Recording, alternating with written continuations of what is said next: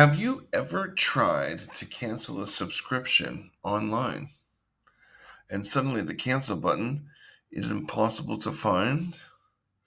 Or maybe you visited a website and a big message pops up asking you to accept cookies. The accept all button is bright and obvious, but the decline option is hidden somewhere in tiny gray text. You might assume that's just bad design. But in many cases, it isn't an accident. There's actually a name for these kinds of tricks.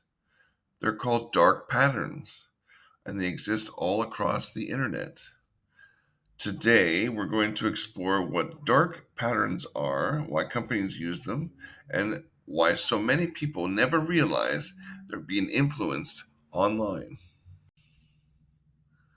Dark patterns are design strategies used by websites and apps to influence user behavior.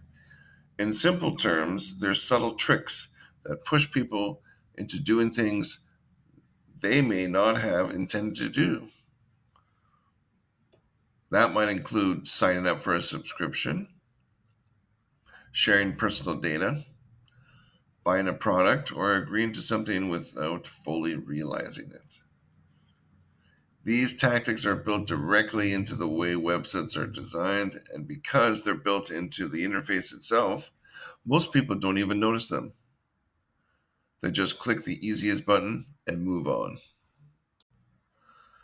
Once you know what dark patterns are, you start noticing them everywhere. One of the most common examples is the subscription cancellation maze.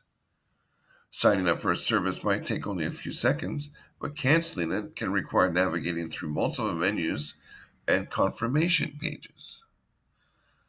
Some companies have been criticized for making cancellation deliberately difficult. Another example involves cookie consent pop ups. Many websites present a giant accept all button, while the option to decline cookies is hidden behind several extra steps. The design nudges users toward the outcome the company prefers.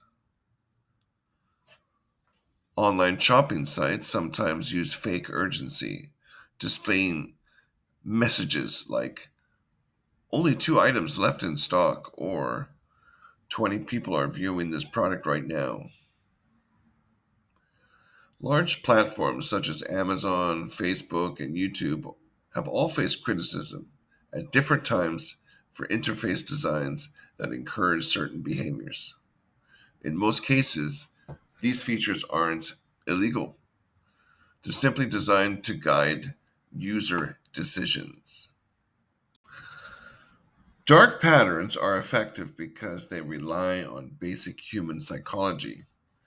Most people don't carefully analyze every option on the screen. Instead, we tend to click the biggest button, choose the default option, avoid extra steps or friction. Website designers understand this, so they design interfaces where the desired action is the easiest action. If the accept button is big and bright and the decline option is small and hidden, most users will simply accept, not because they want to, but because it's the fastest way forward. As these practices became more widespread, regulators started to notice. Government agencies in places like the United States and the European Union have begun examining how companies design their websites and apps. Some rules now require clear consent options and more transparent privacy settings. But the internet evolves quickly, and designers are constantly experimenting with new ways to influence user behavior. The internet feels like a place where we make our own choices. But behind the scenes, many of those choices are shaped by design decisions we never even notice. Buttons, colors, layout, and wording can quietly guide us towards certain actions. Sometimes those actions benefit the user, but often they benefit the platform. And that raises an interesting question. When does helpful design become manipulation? The next time you're online, pay attention to the choices websites present. Look at the buttons. Notice which options are easy and which ones take a little effort to find. Because once you understand dark patterns, you start seeing them everywhere. That was Quietly Curious.